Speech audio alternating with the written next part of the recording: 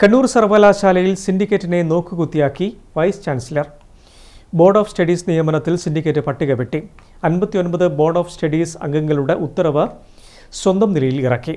Vice ചാൻസലറുടേത് ഏകപക്ഷീയമായ നടപടിയാണെന്നും ഇത് അംഗീകരിക്കില്ലെന്നും syndicate അംഗം എൻ സുകന്യ പറഞ്ഞു.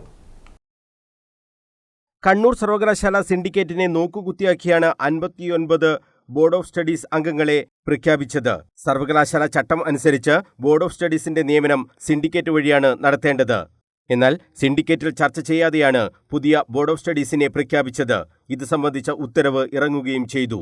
വൈസ് ചാൻസലറുടെ നിർദ്ദേശപ്രകാരമാണ് രജിസ്ട്രാർ ഇത്തരത്തിലുള്ള ഒരു ഉത്തരവ് ഇറക്കിയതെന്നാണ് ആക്ഷേപം. കണ്ണൂർ സർവകലാശാല സിൻഡിക്കേറ്റ് യോഗം വിളിക്കാനും VC തയ്യാറാകുന്നില്ല. ഇതിനെതിരെ കടുത്ത നിലപാടിലേക്കാണ് സിൻഡിക്കേറ്റ് അംഗങ്ങൾ നീങ്ങുന്നത്.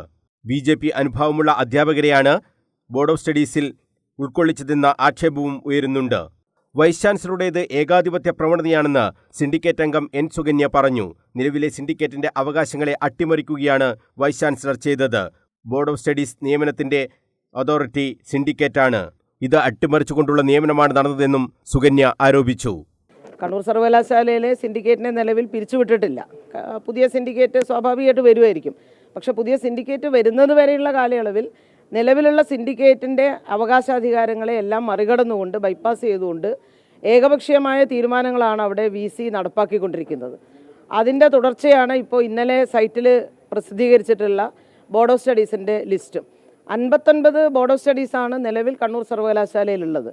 വിവിധ പഠന വകുപ്പുകളിലെയും മറ്റ് കോളേജുകളിലും ഉൾപ്പെടെയുള്ള വിവിധ വിഷയങ്ങളുടെ സിലബസ് ഉൾപ്പെടെ നിർണ്ണയിക്കേണ്ട വളരെ പ്രധാനപ്പെട്ട ബോഡിയാണ് ബോർഡ് ഓഫ് സ്റ്റഡീസ് എന്ന് പറയുന്നത്. ആ ബോർഡ് ഓഫ് സ്റ്റഡീസ് നിലവിലുള്ളതിൻ്റെ കാലയളവ് തീരുന്നതിന് മുൻപായിട്ട് സാധാരണ നടപടിക്രമം പോലെ തന്നെ ഞങ്ങൾ സിൻഡിക്കേറ്റ് എന്നുള്ള രൂപത്തിൽ അതിൻ്റെ ലിസ്റ്റ് തയ്യാറാക്കുകയും ആ ലിസ്റ്റ് VCക്ക് സമർപ്പിക്കുകയുമാണ് ആദ്യം അതിൻ്റെ പ്രൊസീജിയർ എന്ന് പറയുന്നത്. VC അത് അംഗീകരിച്ച ശേഷമാണ് ഗവർണർക്ക് അയച്ചു കൊടുക്കേണ്ടത്. അദ്ദേഹം സിൻഡിക്കേറ്റ് യോഗം വിളിച്ചു ചേർക്കുന്നില്ല. മെയ് 22-ന് ശേഷം അദ്ദേഹം സിൻഡിക്കേറ്റ് യോഗം വിളിച്ചു ചേർക്കാൻ തയ്യാറായിട്ടില്ല. ഏകപക്ഷീയമായിട്ട് ഇന്നലെ രജിസ്ട്രാറോട് ഉത്തരവിറക്കാൻ പറഞ്ഞു. അങ്ങനെയാണ് ഇന്നലെ ഇപ്പോൾ സൈറ്റിൽ ആ ലിസ്റ്റ് വന്നിട്ടുള്ളത്. സിൻഡിക്കേറ്റ് വിളിച്ചു ചേർക്കണമെന്ന ആവശ്യവും വൈസ് ചാൻസലർ നിരാകരിക്കുകയാണ്.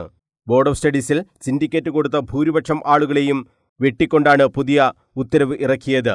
സംഘപരിവാർ അനുകൂലികളെ തിരികെ കയറ്റാനുള്ള ശ്രമമാണ് VC നടത്തിയതെന്നും എൻ സുകന്യ ആരോപിച്ചു. News bureau, Kannur.